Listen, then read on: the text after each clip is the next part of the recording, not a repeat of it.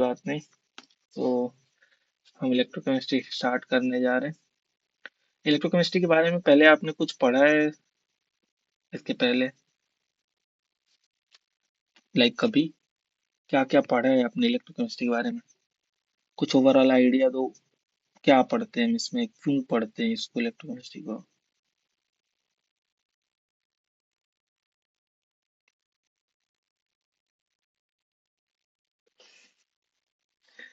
अरे डेन बाबा, रुको रुको। डेनियल और गैल्वेनिक सेल बहुत दूर है, उसके पहले होता क्या है इलेक्ट्रोकेमिस्ट्री, और पढ़ते क्यों हैं? मैं पहले तो वो पूछ रहा हूँ, बाद में वो डेनियल गैल्वेनिक ये सब आता रहेगा।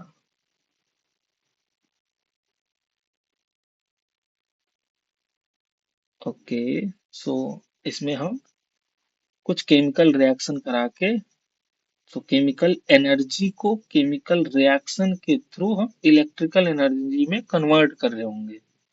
यही कर सकते हैं। तो एक तो हम कह सकते हैं कि केमिकल रिएक्शन या chemical energy will convert in electrical energy.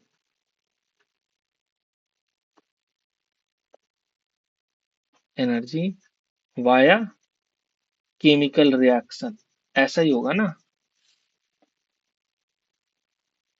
Okay, ठीक है। और और क्या बस यही करेंगे, और भी कुछ करेंगे?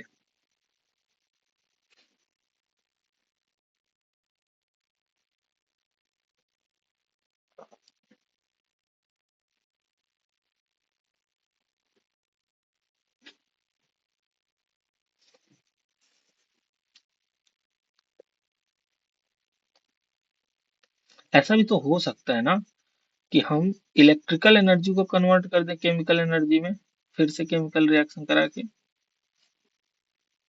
ये तो केमिकल एनर्जी इलेक्ट्रिकल में तब कन्वर्ट होती है जब रिएक्शन स्पॉन्टेनियस होता है, रिएक्शन अपने से हो रहा होता है। तो वो सारा रिएक्शन अपने से होगा, कुछ केमिकल उसमें रिएक्शन चेंजेज होंगे, रिएक्टेंट से प्रोडक्ट बनेगा, और फिर उसी के प्रोसेस में आपको इलेक्ट्रिकल एनर्जी मिल रहा होगा। ऐसा होता है। एक दूसरा भी होता है कि जब हम इलेक्ट्रिसिटी प्रोवाइड करते हैं केमिकल रिएक्शन को होने के लिए। ऐसा पढ़ा है? तो उस पार्ट, तो ये दो पार्ट हो गए ना। पहले तो ये हो गया कि केमिकल एनर्जी को हम कन्वर्ट कर रहे हैं इलेक्ट्रिकल एनर्जी में वाया केमिकल रिएक्शंस। दूसरा ये भी है कि हम इलेक्ट्रिसिटी प्रोवाइड करेंगे जिनको इलेक्ट्रोलिसिस भी बोलते हैं। लाइक अगर आपको याद हो तो एक एक छोटे छोटे जो दुकान होते हैं जहाँ पे गोल्ड मिलता है, वहां पे ऐसा भी होता है कि लोगों को ऐसे ठग लिया जाता है। ठगना का मतलब समझते हो क्या होता है? क्या? ठगना का मतलब होता है चीट करना। ठीक। तो ऐसे चीट कर लेते हैं कि मान लो कोई चीज सोने का नहीं है, पर उसके ऊपर सोने का पानी चढ़ाना। मुझे नहीं पता आपके यहाँ ये बोला जाता है, ये टर्म यूज होता है कि नहीं। सोने का पानी चढ़ाने का मतलब होता है कि ऐसे पतली सी सोने की परत चढ़ा दी गई। तो वो पूरा सोना नहीं है, केवल ऊपर से पतली सी परत है सोने की, और वो सोना बना के बेच दिया। क्योंकि सामने से ऊपर से तो वो सोना ही दिख रहा है, कोई काट के तो उसे देखेगा नहीं। तो ऐसा होता है। तो वो कैसे होता है कि सोने का या चांदी का पानी चढ़ाया जाता है? तो वहां भी इलेक्ट्रोकेमिस्ट्री इन्वॉल्व होता है। तो वहां पे इलेक्ट्रोलिसिस कराया जाता है। मीन्स कि एक एनोड एक कैथोड बना के, और हम इलेक्ट्रिकल एनर्जी प्रोवाइड करते हैं। और एक अगर हम मान लो लेट सपोज सोने का रॉड यूज कर लिए हैं, तो वहां से ऑक्सीडाइज होके, और जो आपने जिस पे चढ़ाना है सोना ऐसा पतला परत, उसको कैथोड बना देते हैं। कैथोड पे चूंकि रिडक्शन होता है, और एनोड पे आपका जो भी जिस मेटल का चढ़ाना है उस मेटल को लगा देते हैं, तो वो वहां से ऑक्सीडाइज होके अब कैथोड पे जाके रिड्यूस होगा। चूंकि कैथोड पे आपने वो रिंग या जो भी जिस पे आपको चढ़ाना है उसको लगा रखा है, तो वो आके उसी पे रिड्यूस होगा, और उसी पे रिड्यूस होगा तो आपको उसके ऊपर दिखने लगेगा। तो वहां भी इन्वॉल्व होता है इलेक्ट्रोकेमिस्ट्री। तो बहुत सारा जितना आपके सेल रिएक्शन हो रहे होते हैं, अभी इतना सारा हम ग्रीन एनर्जी की तरफ जा रहे हैं कि जितना हो सके उतना कम से कम ऐसे बैटरी बनाओ कि वो ज्यादा ड्यूरेबल हो, और जो उसका प्रोडक्ट बन रहा है वो वेस्ट ना जाए, वो दोबारा रिचार्ज हो सके, रिचार्जेबल बैटरी की तरफ जाए। तो वो सब कुछ इलेक्ट्रोकेमिस्ट्री, तो एक बहुत बड़ा सा पूरा एक एरिया इलेक्ट्रोकेमिस्ट्री का अभी 12th में जस्ट इंट्रोड्यूस होता है इलेक्ट्रोकेमिस्ट्री। पर जैसे जैसे आप आगे बढ़ोगे तो बहुत सारा है, बहुत बड़ा एरिया इलेक्ट्रोकेमिस्ट्री का। एक तो chemical energy will convert in electrical energy by chemical reaction, और जस्ट एंड वाइस वर्सा।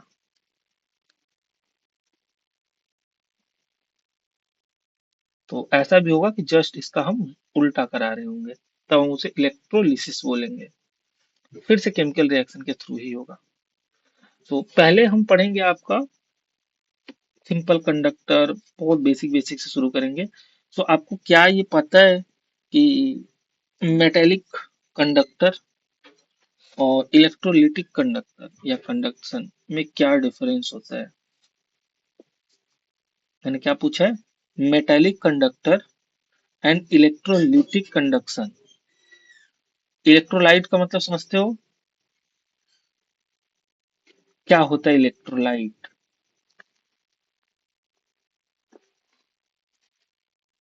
क्योंकि अभी इस चैप्टर में बहुत अच्छे से आएगा इलेक्ट्रोलाइट बार बार।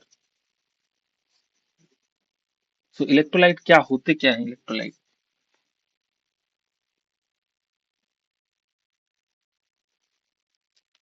क्या आपने कभी सुना है इलेक्ट्रोलाइट के बारे में?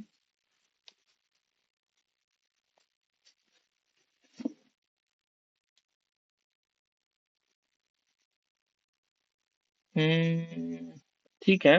एक्चुअली इलेक्ट्रोलाइट जो होते हैं वो मेजरली सॉल्ट होते हैं। ठीक है। तो जब आप किसी सॉल्वेंट में उसे डिजोल्व कर देते हो तो आयंस में ब्रेक हो जाते हैं, और फिर वो आयंस जो होते हैं वो कंडक्शन का काम करते हैं। अच्छा, वो कितना ब्रेक होंगे, कितने परसेंट ब्रेक होंगे, उससे हम फिर वहां पे उनको डिस्टिंग्विश करते हैं कि वो कोई एक स्ट्रॉन्ग इलेक्ट्रोलाइट है या वीक इलेक्ट्रोलाइट है। ठीक है। तो जब हम कोई इलेक्ट्रोलाइट यूज करते हैं या इलेक्ट्रोलाइट का सोल्यूशन यूज करते हैं कंडक्शन के लिए, तो वहां पे कंडक्शन कौन करता है? और जब हम कोई मेटल यूज करते हैं कंडक्शन के लिए, तो वहां पे कंडक्शन कौन यूज करता है? दोनों में बेसिक डिफरेंस क्या है, क्या आपको ये पता है? कभी आपसे पूछा जाए what is the difference between metallic conductor and electrolytic conductor, तो हाउ डू यू डिस्क्राइब?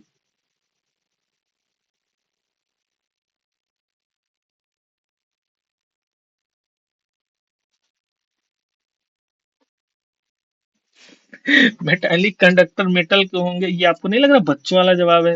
1 2 3 वाला। ना, नाम ही मेटालिक कंडक्टर तो मेटल होगा, ऑब्वियस सी बात है। अब आप कहते हो इलेक्ट्रोलिटिक कंडक्टर इलेक्ट्रोलाइट के होंगे, अब बिल्कुल जी। डिफरेंस क्या है, मेजर डिफरेंस?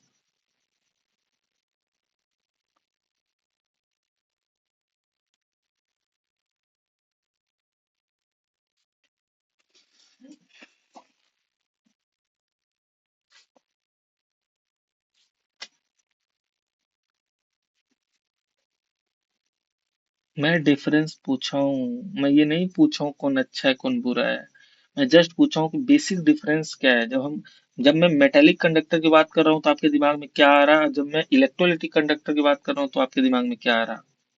कंडक्शन का काम कौन करेगा, इस बेसिस पे अगर डिफाइन करना हो।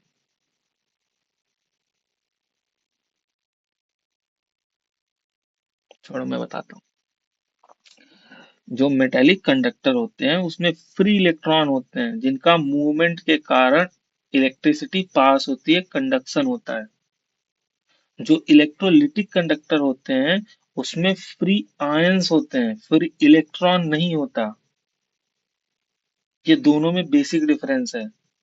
कि जब इलेक्ट्रोलिटिक कंडक्टर की बात की जाएगी वहां पे फ्री आयंस होंगे, उनका मूवमेंट जो होगा वो चार्ज कैरियर का काम करेगा और उनके कारण कंडक्शन जनरेट होगा। जबकि जो मेटल होते हैं उनके अंदर बहुत सारे फ्री इलेक्ट्रॉन होते हैं, उन फ्री इलेक्ट्रॉन के मूवमेंट के कारण कंडक्शन होता है। अच्छा, मूवमेंट क्यों होगा? तो दोनों में पोटेंशियल डिफरेंस लगाया जाता है। फिजिक्स में तो पढ़ा होगा ना पोटेंशियल डिफरेंस, चार्ज के मूवमेंट के लिए। एक तरफ हाई पोटेंशियल, एक तरफ लो पोटेंशियल। इलेक्ट्रॉन किधर जाता है, हाई पोटेंशियल से लो या लो से हाई?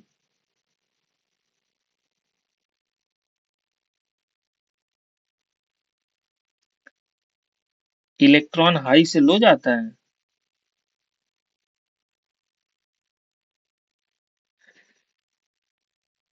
जो जो पॉजिटिव चार्ज होते हैं वो हाई से लो की तरफ जाते हैं, जो नेगेटिव चार्ज होता है वो उल्टा आता है, वो लो से हाई की तरफ आएगा। जब जब मैं चार्ज की बात करूंगा तो इसका मतलब, जब मैं स्पेसिफाई ना करूं कि मैं इलेक्ट्रॉन की बात कर रहा हूं, तो हमेशा हम कहेंगे हाई टू लो जाएगा।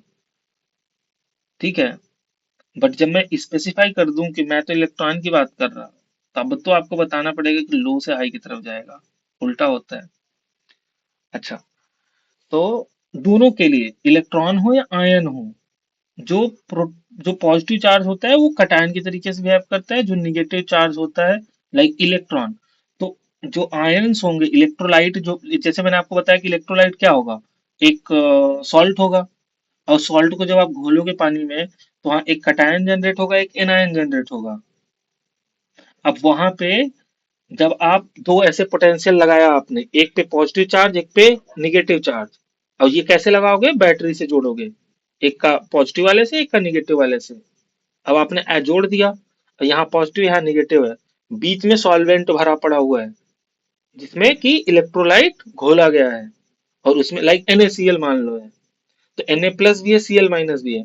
अब ये वाला, ये जो दो हैं, ये एक है और ये एक है, जिसमें एक पे पॉजिटिव चार्ज है, एक पे निगेटिव चार्ज है। ऐसा ही होगा ना पोटेंशियल डिफरेंस जब लगाओगे तो होगा क्या, जो Cl माइनस है वो पॉजिटिव की तरफ जाने लगेगा, और जो प्लस वाला है वो निगेटिव की तरफ जाने लगेगा। ऐसा ही होगा,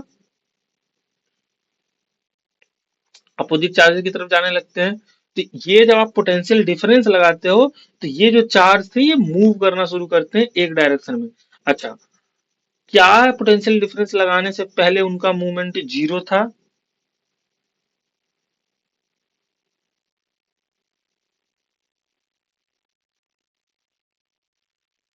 नहीं, जो इलेक्ट्रॉन था, मेटल में इलेक्ट्रॉन हो या इलेक्ट्रोलाइट में आयंस हो, उनका नेट मूवमेंट जीरो था। बट उनका ओवरऑल जो मूवमेंट होता है वो जीरो होता है। पर एक एक पर्टिकुलर इलेक्ट्रॉन या आयंस का मूवमेंट जीरो नहीं होता, वो हमेशा इधर उधर जाते रहते हैं, पर वो एक डायरेक्शन में नहीं जा रहे थे। इसलिए हम लगाते हैं दोनों तरफ एक पोटेंशियल डिफरेंस। तब हम जब पोटेंशियल डिफरेंस लगाते हैं तो एक इलेक्ट्रिक फील्ड जनरेट होता है, एक पॉजिटिव एक निगेटिव है। इलेक्ट्रिक फील्ड का डायरेक्शन किधर से किधर होता है, पॉजिटिव से निगेटिव या निगेटिव से पॉजिटिव? अगर मैं यहाँ पे पॉजिटिव, मेरा राइट हैंड जो है ये पॉजिटिव है, और ये जो मेरा लेफ्ट हैंड है ये निगेटिव है, तो इलेक्ट्रिक फील्ड का डायरेक्शन किधर होगा, पॉजिटिव से निगेटिव या निगेटिव से पॉजिटिव?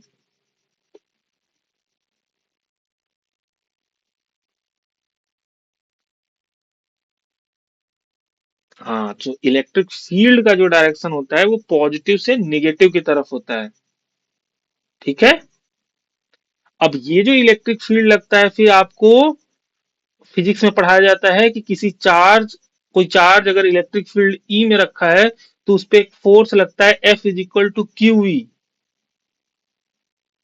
और उस फोर्स के कारण जो चार्ज है वो मूव करना शुरू होता है इलेक्ट्रिक फील्ड के डायरेक्शन में, यदि पॉजिटिव चार्ज है, और अपोजिट टू इलेक्ट्रिक फील्ड यदि वो निगेटिव चार्ज है। क्या आपने पढ़ा ये सब? इलेक्ट्रिक फील्ड वाला चैप्टर में ये सब पढ़ा होगा ना, ये सब बहुत बेसिक है।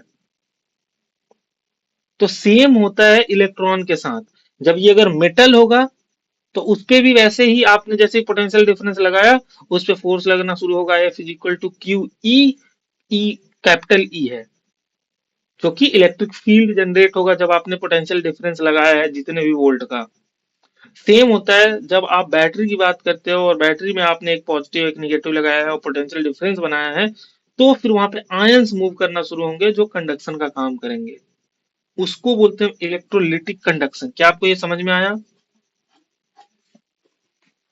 ठीक है। तो ये बेसिक डिफरेंस है आपका metallic conductor and electrolytic conductor. ठीक है। इसके अलावा भी जैसे अब इसी बेसिस पे हम कहते हैं कि किसी में आयन या चार्ज का मूवमेंट होगा, किसी में नहीं होगा। या हम कहेंगे कि किसी में सब्सटेंस मूव करेगा, किसी में नहीं करेगा। लाइक जहां इलेक्ट्रॉन मूव करेगा वहां पे सब्सटेंस मूव नहीं कर रहा, पर जहां पे आयंस मूव हो रहे हैं वहां पे सब्सटेंस मूव कर रहे हैं। तो इसी बेसिस पे मैं आपको कुछ मेटेलिक एंड इलेक्ट्रोलिटिक कंडक्टर का डिफरेंस बता देता हूँ, अगर कभी कुछ आए ऐसा तो। या नहीं भी आए तो आपको ये सब पता होना चाहिए। यार ये तो सही लिखा।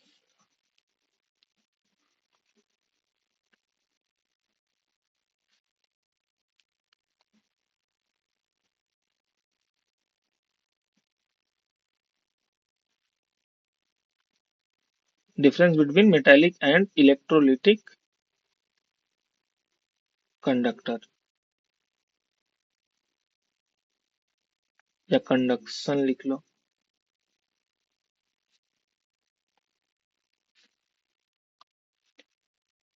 तो इधर मान लो कि ये मेटेलिक कंडक्शन है और ये आपका इधर इलेक्ट्रोलिटिक कंडक्शन है।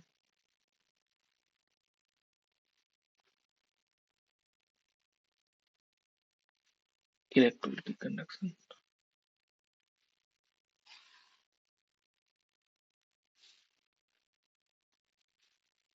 तो दोनों का तो पहला तो यही डिफरेंस जो मैंने आपको ऊपर बताया कि चार्ज का जो सॉरी जो मूवमेंट है उसमें है।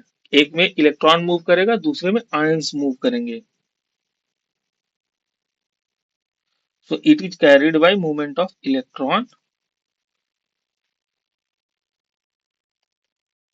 Carried by movement of electrons, जबकि it is carried by movement of ions. इसमें केवल एक डायरेक्शन में जा रहा होता है। अच्छा, जब नेट करंट भी बताना होता है ना, तो यहाँ अगर आपको याद हो तो हम कहते हैं Q is equal to N E is equal to I T. याद है आपको? फिजिक्स में ये सब पढ़ा है। और यहां से हम कहते हैं कि करंट कितना होगा, कितना charge, N is the number of electron, कितना इलेक्ट्रॉन मूव किया है उतना चार्ज होगा, और यही आई टी के बराबर करके कितने टाइम में किया है, टाइम से डिवाइड कर देते हैं अगर चार्ज को, तो हमारा करंट आ जाता है। ये तो केवल इलेक्ट्रॉन के कारण होता है।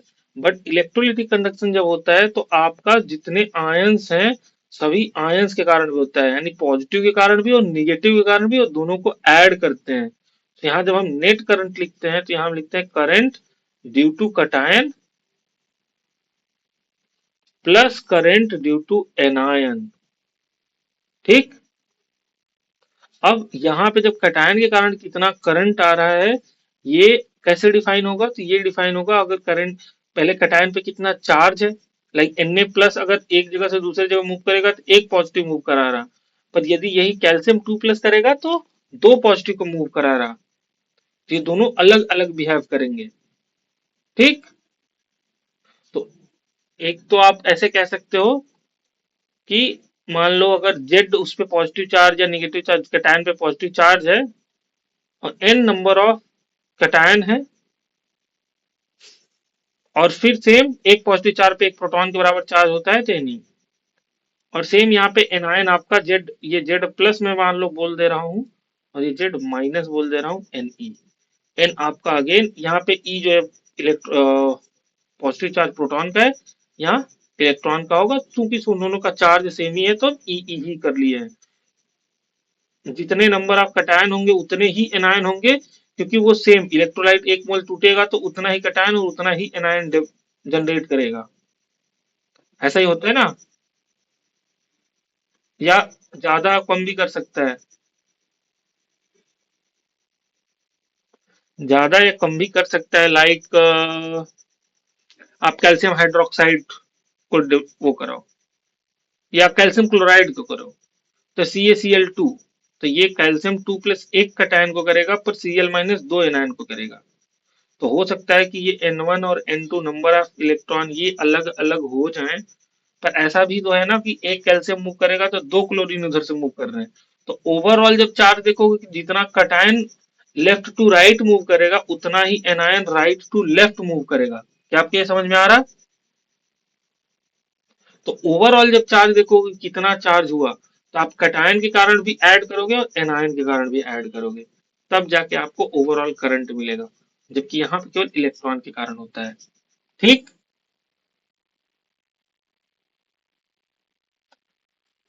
अच्छा, सेकंड है आपका,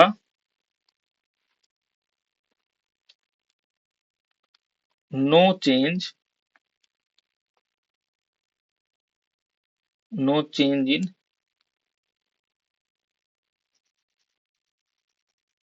इन the chemical properties of conductor, no change in the chemical properties, क्योंकि कोई केमिकल रिएक्शन तो इसमें होता नहीं है। केमिकल प्रॉपर्टीज ऑफ कंडक्टर, लेकिन यहां तो होगा ना, यहाँ तो पूरा आयन ही शिफ्ट हो रहा है।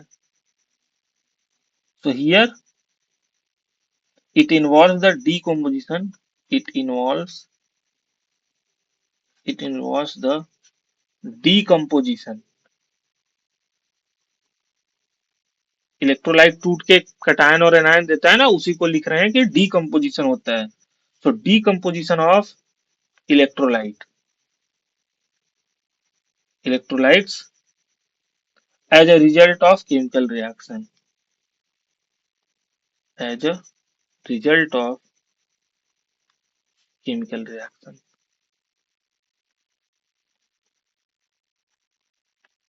क्या आपको समझ में आया?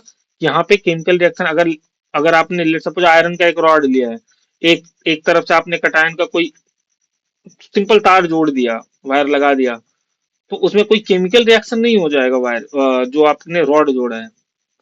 बट इलेक्ट्रोलाइट के संग ऐसा नहीं है, वहां पे इलेक्ट्रोलाइट डिकम्पोज होगा, कटायन एनायन देगा, फिर वो आपका काम करेगा कंडक्शन का। ठीक। सेम फिर यहाँ लिख सकते हो कि यहाँ पे कोई मैटर ट्रांसफर नहीं हो रहा, यहाँ मैटर ट्रांसफर हो रहा है। अच्छा, एक बहुत इंपॉर्टेंट है, ये आपको जानना जरूरी है, और यहाँ से क्वेश्चन भी पूछा गया है। क्या? जो मेटेलिक कंडक्शन होता है, मेटेलिक कंडक्शन जो होता है वो इनवर्सली प्रोपोर्शनल होता है टेम्परेचर के, जबकि जो इलेक्ट्रोलिटिक कंडक्शन होता है वो डायरेक्टली प्रोपोर्शनल होता है। इलेक्ट्रोलिटिक जो कंडक्शन है वो डायरेक्टली प्रोपोर्शनल है टेम्परेचर के। ठीक है? ऐसा क्यों है इन दोनों में, क्या आप ये सोच के बता सकते हो मुझे?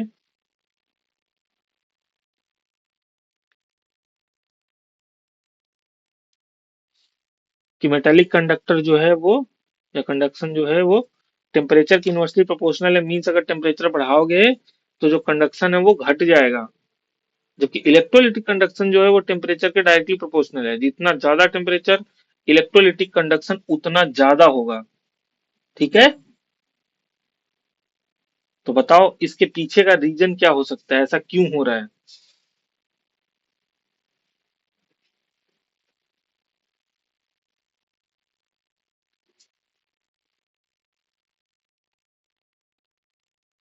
देखो,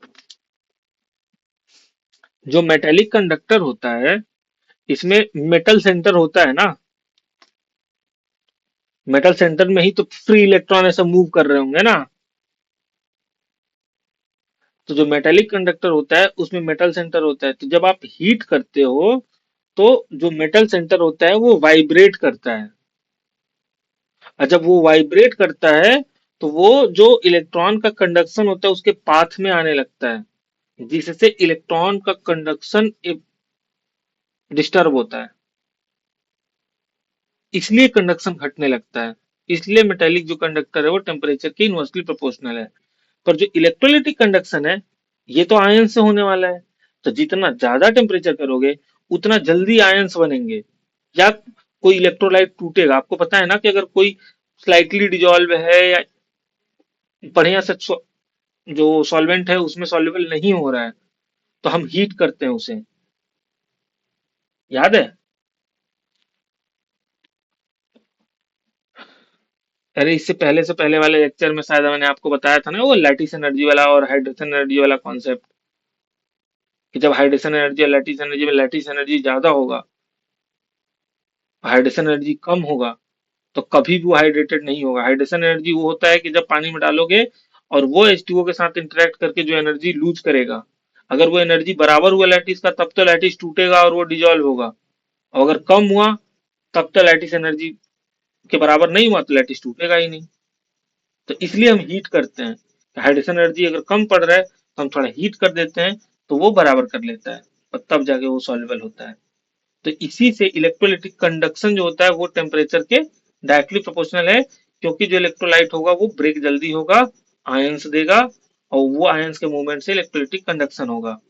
अच्छा, एक वो है, एक ये भी फैक्टर है कि जब टेम्परेचर ज्यादा होगा तो जो आयंस है उनको काइनेटिक एनर्जी मिलेगा और वो मूवमेंट उनकी तेज हो जाएगी। ये ऐसा तो होगा ना? अगर आप ज्यादा टेम्परेचर हीट करोगे तो काइनेटिक एनर्जी, थर्मल एनर्जी तो उन्हें मिलेगी ना। हीट करने पे तो थर्मल एनर्जी मिलेगी और वो थर्मल एनर्जी उनके काइनेटिक एनर्जी में कन्वर्ट होगी। तो इसलिए इलेक्ट्रोलाइटिक जो कंडक्शन होता है वो टेम्परेचर बढ़ाने पे बढ़ता है, यानी कि डायरेक्टली प्रोपोर्शनल होता है। जबकि मेटेलिक कंडक्शन जो होता है वो इनवर्सली प्रोपोर्शनल होता है। क्या आपको ये समझ में आया? ठीक है। नेक्स्ट अब हम कुछ फैक्टर अफेक्टिंग चीजें देख लेंगे जो इलेक्ट्रोलाइटिक कंडक्शन को कह सकते हो कि इंटरप्ट करता है। क्या है? फैक्टर अफेक्टिंग,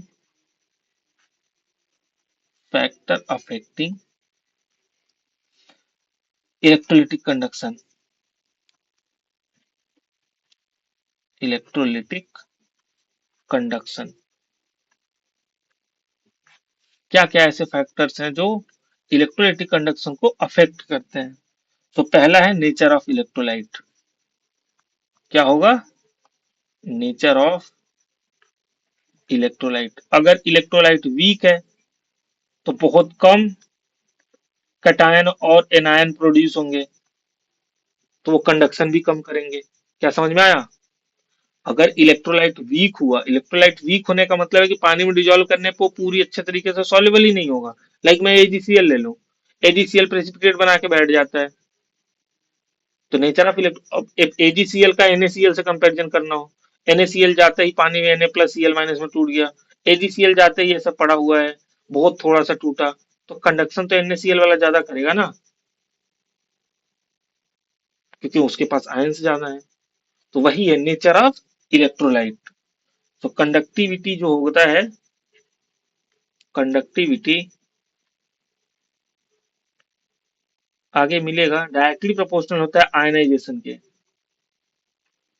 जितना ज्यादा आयनाइज होगा, लाइक एजीसीएल तो नहीं होता है, वो तो प्रेसिपिटेट बना लेता है व्हाइट कलर का, एजीसीएल, सिल्वर क्लोराइड। पर एनएसीएल तो होता है, तो जितना ज्यादा एनएसीएल का आयनाइजेशन होगा कंडक्टिविटी उतना ज्यादा होगा। समझ में आ रहा है? अच्छा, फिर दूसरा है साइज ऑफ द आयन। तो साइज के साथ बताओ क्या होगा? अगर साइज बड़ा हुआ तो कंडक्टिविटी, कंडक्टेंस बढ़ेगा या घटेगा? मुझे जल्दी से बताओ, आपको क्या लगता है क्या होना चाहिए?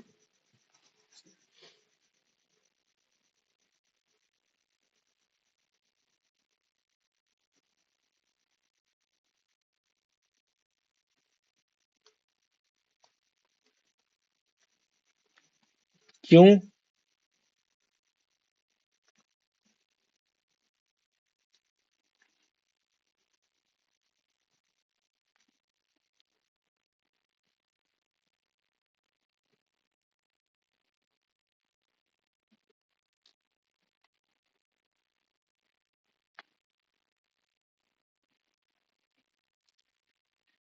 क्यों बढ़ेगा?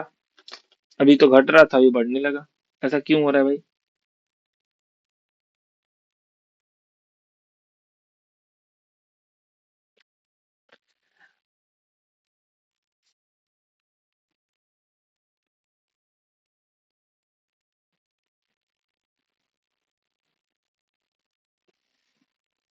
जब आयन बड़े होंगे तो उनका सॉल्वेशन भी ज्यादा होगा, और यदि उनका सॉल्वेशन ज्यादा हुआ, उसे ज्यादा मॉलिक्यूल ने पकड़ लिया, तो उनका मूवमेंट कम हो जाएगा। तो साइज ऑफ द आयन पे ऐसे डिपेंड करता है कि किसका सॉल्वेशन ज्यादा हो रहा। अगर आपको याद हो तो जब हम लिथियम बेरिलियम ऐसे करके नीचे, जब पूरे ग्रुप की बात करते हैं तो हम कहते हैं कि सब पे एक पॉजिटिव चार्ज है। पर चूंकि लिथियम छोटा है तो इस पे इलेक्ट्रॉन डेंसिटी ज्यादा होगा, तो इसके H2O का मॉलिक्यूल ज्यादा बड़ा, ज्यादा पकड़ेंगे तो बहुत बड़ा बन जाएगा ये पानी में जाते ही। इसलिए इनका जो मूवमेंट है वो कम हो जाएगा कंपेयर टू नीचे वाले के। ऐसे तो साइज के कारण उसे ज्यादा होना चाहिए था, क्योंकि वो छोटा होता है। पर चूंकि H2O के मॉलिक्यूल उसके पास ज्यादा घेरेंगे, क्योंकि वो छोटा होने के कारण नीचे वालों पे भी एक पॉजिटिव चार्ज, उसके ऊपर भी एक पॉजिटिव चार्ज, पर वो एक पॉजिटिव चार्ज के कारण उस पे इलेक्ट्रॉन डेंसिटी ज्यादा है, क्योंकि वो बहुत छोटा है। जो बहुत बड़ा होगा वो पचा लेगा, वो पूरा एक पॉजिटिव चार्ज को फैला देगा। समझ में आ रहा? तो इसलिए हम कहते हैं कि वहां साइज ऑफ द आयन, जब हम कहते हैं कि हाइड्रेशन जिसका ज्यादा है उसका कंडक्टेंस कम होगा, तो यहाँ भी अगर size of the ion produce and their solvation, तो मेन तो ये है कि सॉल्वेशन कितना है। और साइज ऑफ द आयन पे भी हम ये कहते हैं कि उस पे पॉजिटिव चार्ज कितना है। तो मेनली तो कैटायन या जो आयन होता है उसके डायरेक्टली प्रोपोर्शनल होता है। ठीक। तो पहले तो आप ये कह सकते हो, हेलो, पहले आप ये कर सकते हो कि ये जो कंडक्टिविटी होगा, ये डायरेक्टली प्रोपोर्शनल होगा charge on the, charge on the ion, चाहे वो कटायन हो या एनायन हो, उसके डायरेक्टली प्रोपोर्शनल होगा। जितना ज्यादा चार्ज होगा उतना ज्यादा कंडक्टिविटी होगा। ठीक है। अच्छा, अब यदि आपका सॉल्वेशन ज्यादा हुआ, एक अच्छा साइज में ही, अच्छा ये सॉल्वेशन वाला पार्ट हो गया, ये साइज वाला तो हमने बताया।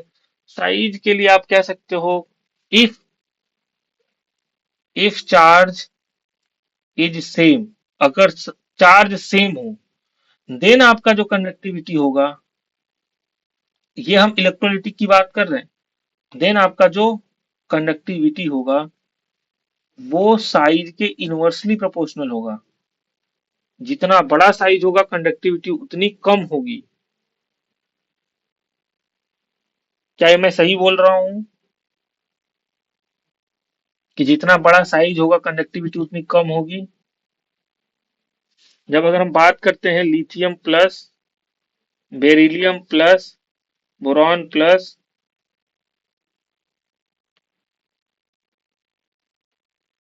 या उधर से ना देखे अगर हम एक ग्रुप में जाए तो ज्यादा बेटर होगा। लिथियम के नीचे कौन आता है? लिथियम या ये वाला आप कर सकते हो, बीटा मांगे कार स्कूटर। दोनों अगर सब 2+ में हो, सब 2+, अब मुझे ये बताओ, अगर सब 2+ में है तो इसमें हाइड्रेशन किसका ज्यादा होगा? सॉल्वेंट का मॉलिक्यूल पकड़ेगा किसको ज्यादा?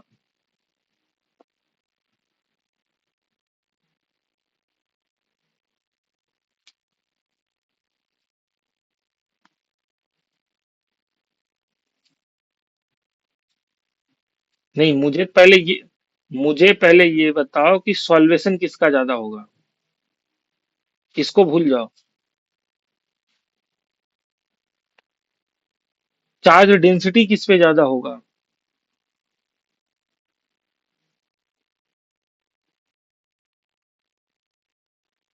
नहीं, ये तो बड़ा है ना। पॉजिटिव चार्ज दो ही सब पे है, ये छोटा है, तो इस पे चार्ज डेंसिटी ज्यादा होगा ना। Charge density is equal to charge upon area या वॉल्यूम।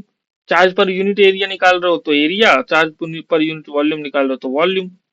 तो चूंकि चार्ज सब पे सेम है, इसका वॉल्यूम कम होगा, तो ओवरऑल वैल्यू तो ज्यादा आएगा ना।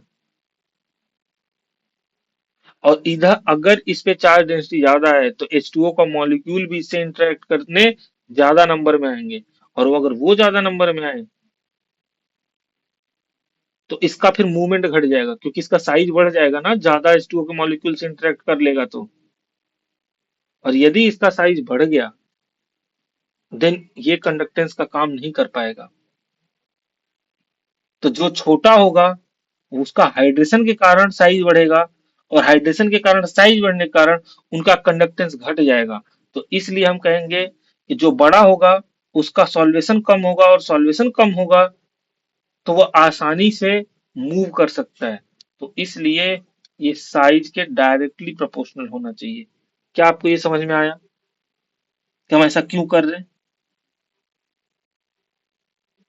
क्या आपको ये समझ में आया? लेकिन ये तब हम लगाएंगे जब पॉजिटिव चार्ज सेम हो। अगर ये सेम ना होते तो जिसके पे चार्ज ज्यादा है पहले तो उसी का कंडक्टेंस आने वाला है। ठीक। तो ये आपका साइज कैसे था या सॉल्वेशन से था। थर्ड आप कह सकते हो कि nature of the solvent and its velocity. Nature of its solvent and its velocity, sorry viscosity. Viscosity. अब मुझे ये बताओ कि अगर सॉल्वेंट ज्यादा विस्कस है तो कंडक्टिविटी ज्यादा होगा या कम होगा?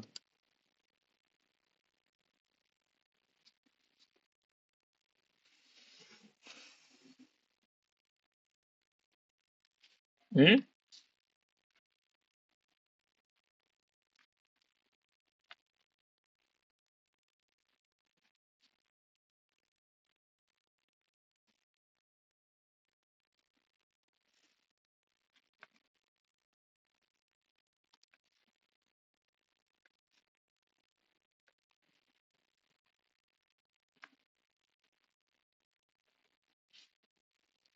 फिर से एक बार रिपीट करना, क्या बोल रहे हो आप?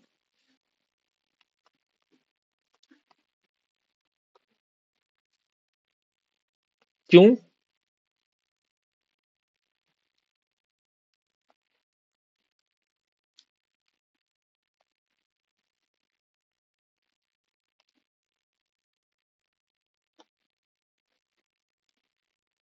हाँ, तो जितना ज्यादा कोई विस्कस होगा उतना मूवमेंट कम होगा, तो कंडक्टिविटी या कंडक्टेंस घटेगा। So nature of it solvent में आप कह सकते हो कि greater the polarity of solvent greater is the ionisation. मतलब कि जितना ज्यादा पोलर कंपाउंड होगा उतना ज्यादा चांस है कि वो आयनाइज हो जाए। मतलब पोलर का मतलब कि दो के बीच का बॉन्ड जो है वो पोलर है, एक पे डेल्टा पॉजिटिव एक पे डेल्टा निगेटिव। तो वहीं पे तो चांस है ना कि अगर वो पूरा बॉन्ड ही ब्रेक हो जाए और पूरा पॉजिटिव और पूरा निगेटिव बन जाए तो वहां पे आयनाइजेशन बढ़ जाएगा। और अगर आयनाइजेशन बढ़ गया, आयंस बढ़ गए, तो कंडक्टेंस या कंडक्टिविटी भी बढ़ जाएगा। क्या समझ में आ रहा है? सो हेंस अगर ऐसा होता है कि greater is the ionisation, then greater will be conductance, conductivity या कंडक्टेंस। ठीक है। तो ये था आपका नेचर ऑफ इलेक्ट्रोलाइट पे। अच्छा, फोर्थ आपको कह सकते हो कि concentration of the solution. Fourth आप क्या कह सकते हो? Concentration of the solution. अब मुझे ये बताओ कि किसका कंडक्टेंस ज्यादा ज्यादा होगा। कोई कंसंट्रेटेड सोल्यूशन है और कोई डाइल्यूट सोल्यूशन है, कौन ज्यादा कंडक्टर का काम करेगा?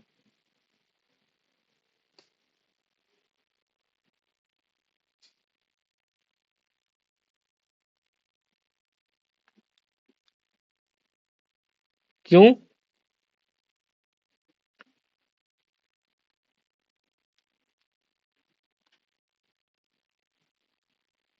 हाँ, गुड।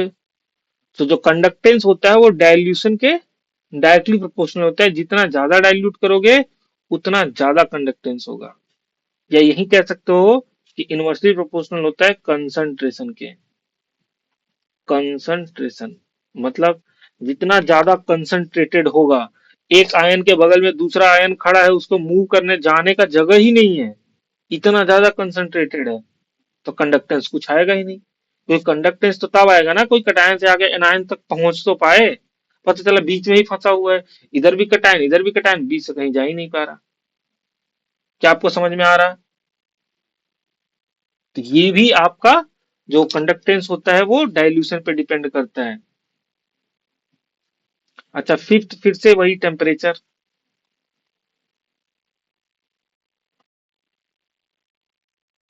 टेम्परेचर, तो अब मुझे बताओ कि टेम्परेचर जो है वो कंडक्टेंस को कैसे अफेक्ट करेगा, करेगा या भी नहीं करेगा, या डायरेक्टली प्रोपोर्शनल होगा या इनवर्सली प्रोपोर्शनल होगा।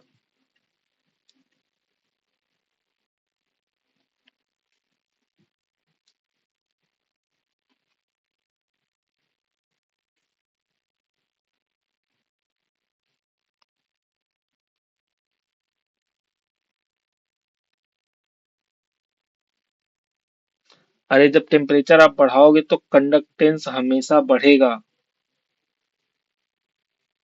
क्यों? क्योंकि मूवमेंट, आयन का मूवमेंट बढ़ जाएगा। ठीक है, तो ये आपके थे कुछ फैक्टर अफेक्टिंग इलेक्ट्रोलिटिक जो कंडक्शन होता है या कंडक्टेंस होता है, वो क्या क्या ऐसी चीजें हैं जो अफेक्ट करती हैं। ठीक। नेक्स्ट है आपका कुछ, अब फॉर्मूले हम पढ़ लेते हैं। कंडक्टेंस को अगर मैं जी से दिखाऊं, कभी कभी सी से भी दिखाया जाता है, तो वो आपके ऊपर है, आप किससे दिखाना चाहते हो। कंडक्टेंस किसे कहते हैं? तो it is a reciprocal of resistance. It is reciprocal of resistance. अगर मैं कंडक्टेंस को जी से दिखा दूं, तो जी इज इक्वल टू 1/r, जो रेजिस्टेंस होता है उसका जस्ट इनवर्सली प्रोपोर्शनल। आर आपका रेजिस्टेंस है, अगर इसका यूनिट ओम पुट करोगे तो यूनिट ऑफ जी कितना आएगा, यूनिट ऑफ जी या कंडक्टेंस क्या आएगा, बताओ। आर की जगह पे अगर ओम में पुट करोगे तो ये हो जाएगा ओम इनवर्स। क्या ऐसा होगा? ओम इनवर्स, या इसी को साइमन भी बोलते हैं, क्या आपको पता है? तो अगर यहाँ ओम रखोगे तो ओम इनवर्स आएगा, इसी को म्हो भी बोलते हैं, ओम इनवर्स ना लिखे MHO, म्हो। ठीक, उल्टा करके लिख दिया।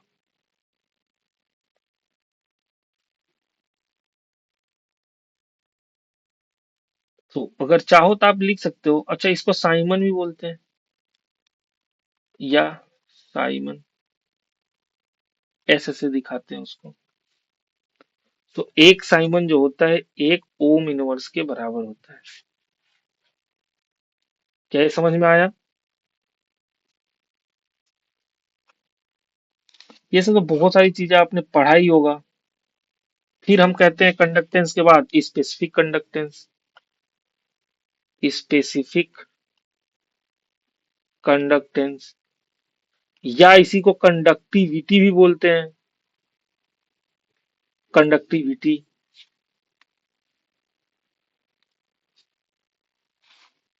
अब स्पेसिफिक कंडक्टेंस क्या होता है, तो उसके पहले हमें ये पता है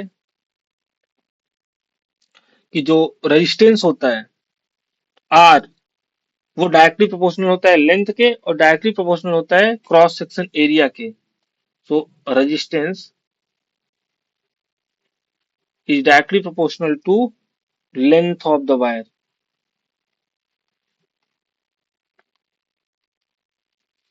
एंड रेजिस्टेंस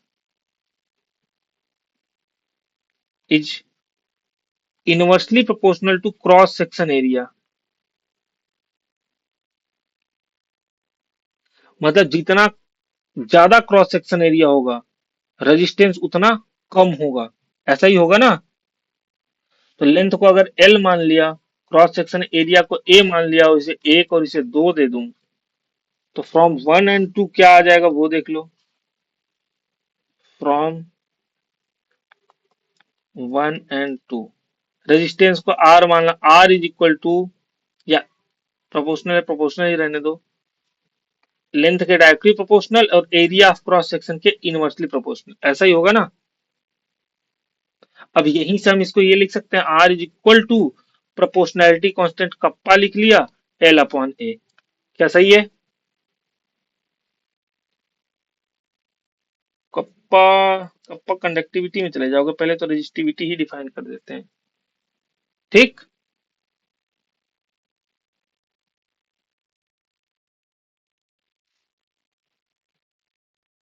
इसी से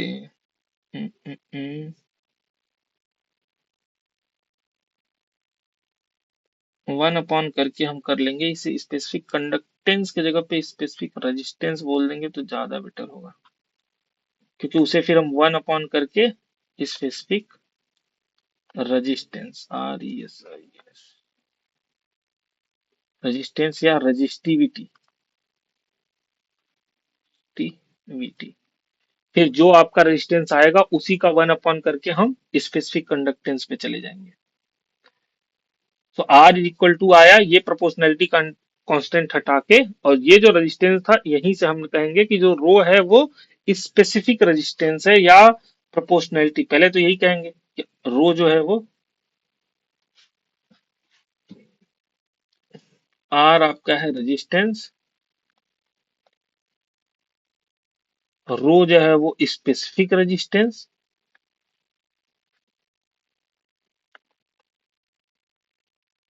एल जो है वो लेंथ ऑफ द वायर,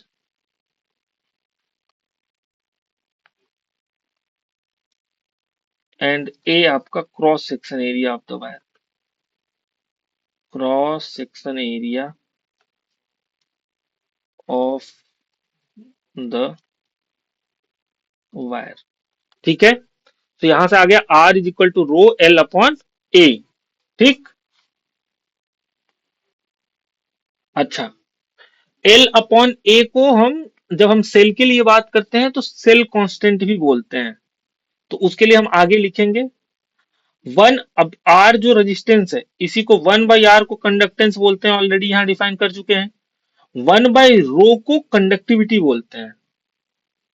तो यहीं से मैं डायरेक्ट लिख रहा हूं आर इज इक्वल टू, ये बहुत इंपॉर्टेंट फॉर्मूला है, बार बार इससे question, R is equal to rho L upon A, और यहीं से हमने ऐसे कह दिया कि रो को इस तरफ लाओ तो आर अपॉन रो हो जाएगा, तो उसको वन अपॉन हमने रो लिख लिया, और इसको इधर लाओ तो ये रो अपॉन आर होगा, रो उधर जा चुका है तो वन अपॉन आर हो चुका है, एल अपॉन ए। क्या ये आपको समझ में आ रहा? अब देखो, one by rho, one by rho क्या होगा, ये आपका रजिस्टिविटी था, तो ये ओवरऑल ये आपका बन जाएगा कंडक्टिविटी। क्या बन जाएगा? कंडक्टिविटी,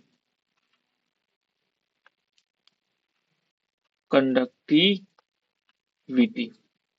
और आर आपका रेजिस्टेंस था तो ये आपका बन जाएगा कंडक्टेंस। तो यहां से हम कंडक्टिविटी को कप्पा लिखेंगे, kappa is equal to,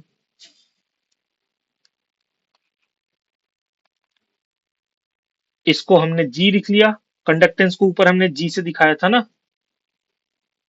conductance को जी से वन बाई आर, तो ये आपका हो गया जी एल अपॉन ए। क्या आपको समझ में आ रहा? अब मुझे ये बताओ आप यूनिट निकाल के कि कप्पा का यूनिट क्या होगा, कप्पा का यूनिट बताओ जल्दी से, जल्दी से आप निकालो कि जो कंडक्टिविटी है उसका यूनिट क्या होगा। बताओ बताओ, आप ही से पूछ रहा हूं, तभी लिखूंगा मैं।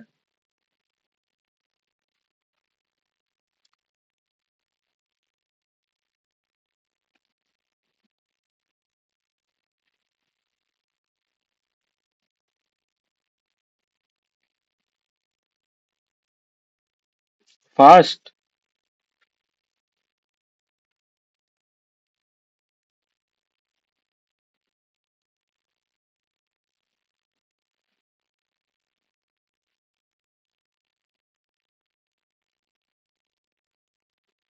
अरे सिंपल, ये पुट करना है, आप साइमन वाला भी कर सकते हो, ऐसे भी कर सकते हो। देखो, 1/r को मो या साइमन लिख सकते हो।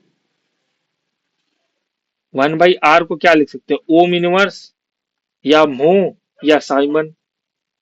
एल क्या होगा, सेंटीमीटर में अगर पुट करेंगे तो ये सेंटीमीटर, तो ये सेंटीमीटर स्क्वायर। तो 1 सेंटीमीटर से 1 सेंटीमीटर कट गया तो सेंटीमीटर इनवर्स आ गया। क्या आपको समझ में आया? या इसी को ओम इनवर्स को हमें पता है कि साइमन भी दिखाते हैं, तो साइमन सेंटीमीटर इनवर्स। समझ में आ रहा? ये सेंटीमीटर सेंटीमीटर इनवर्स कैसे है? ये एल लेंथ है, तो यहां से कुछ मीटर आएगा मान लो या सेंटीमीटर आएगा, जबकि ये एरिया है तो कुछ सेंटीमीटर स्क्वायर आएगा। तो सेंटीमीटर अपॉन सेंटीमीटर स्क्वायर से क्या हुआ, 1 सेंटीमीटर नीचे से कट गया, लेकिन नीचे 1 सेंटीमीटर बच गया, जो कि सेंटीमीटर इनवर्स के रूप में आ रहा है। ठीक।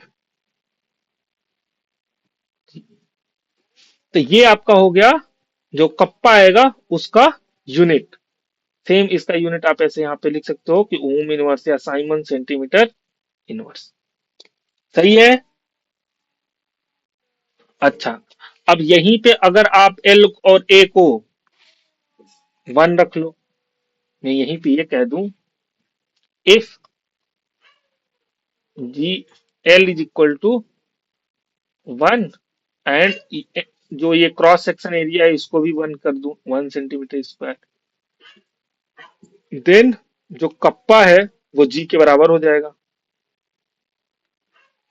तो इसका क्या मतलब हुआ, अगर हमें कप्पा डिफाइन करना हो तो हम क्या कहेंगे, कंडक्टेंस है किसका, 1 सेंटीमीटर लेंथ और 1 सेंटीमीटर क्रॉस सेक्शन एरिया जो होना चाहिए उसका, ऐसे ही डिफाइन करेंगे ना। तो कंडक्टेंस, अब कप्पा कैसे डिफाइन किया जाएगा, kappa is the conductance, conductance of 1 unit volume या 1 सेंटीमीटर क्यूब। अगर मैं मान लूं कि ये 1 सेंटीमीटर लेंथ था और 1 सेंटीमीटर स्क्वायर इसका एरिया था, तो ये 1 सेंटीमीटर स्क्वायर एरिया मान लो, इसके ऊपर लेंथ मान लो। तो ओवरऑल जब इसका आप वॉल्यूम निकालोगे तो आप यही करोगे ना, लेंथ इनटू जो क्रॉस सेक्शन एरिया है। तो वहां अगर करोगे तो 1 × 1 1 ही आ गया, तो हम कह सकते हैं कि कप्पा इज द कंडक्टेंस, क्योंकि ये जी के बराबर हुआ है, तो conductance of 1 unit volume. 1 unit volume कितना, 1 सेंटीमीटर क्यूब। 1 मीटर क्यूब भी हो सकता है, जितना चाहो आप वो ले सकते हो, अलग अलग एसआई सिस्टम के, या एसआई सिस्टम या सीजीएस के हिसाब से। क्या आपको ये समझ में आया? तो ये आपका था सारा कंडक्टेंस। सेम इसी तरीके से आप यहाँ पे जो रो आपने अभी किया था ना, आर बराबर रो एल अपॉन ए, तो यहां से भी आप इनका यूनिट अलग अलग निकाल सकते हो। ठीक। ठीक है। इसके आगे नेक्स्ट क्लास में हम इसी से रिलेटेड एक और क्लास लेंगे, जिसमें हम जो लेमडा इक्विवेलेंट मोलर कंडक्टेंस या इक्विवेलेंट कंडक्टेंस का आपका फॉर्मूला आता है वो डिराइव कैसे होता है। फिर आपका एक क्वेश्चन पूछा जाता है कोलेराउस लॉ से रिलेटेड, तो वो देखेंगे। और फिर इनफाइनाइट डाइल्यूशन पे कंडक्टेंस कैसे निकालते हैं, या एक ग्राफ आता है अगर आपने पढ़ा हो, तो वो देखेंगे। तो ये वाला पार्ट आपका पूरा नेक्स्ट वाले लेक्चर में पूरा क्लियर हो जाएगा। फिर हम आप बैटरी या सेल के ऊपर चले जाएंगे। ठीक है। ठीक है। तो ये लेक्चर मैं यहीं पे एंड कर रहा हूँ। अगर आपको कुछ पूछना हो, क्योंकि आज तो बहुत बेसिक बेसिक चीजें ही हुई हैं, अगर आपको कुछ पूछना हो तो बताओ। अगर बोरिंग सा लेक्चर लगा हो तो आप वो भी फीडबैक दे सकते हो, सर बहुत बोरिंग पढ़ाए हो। हम्म। तब मैं क्लास एंड करूँ? ठीक है फिर। Bye bye, thank you. Hmm.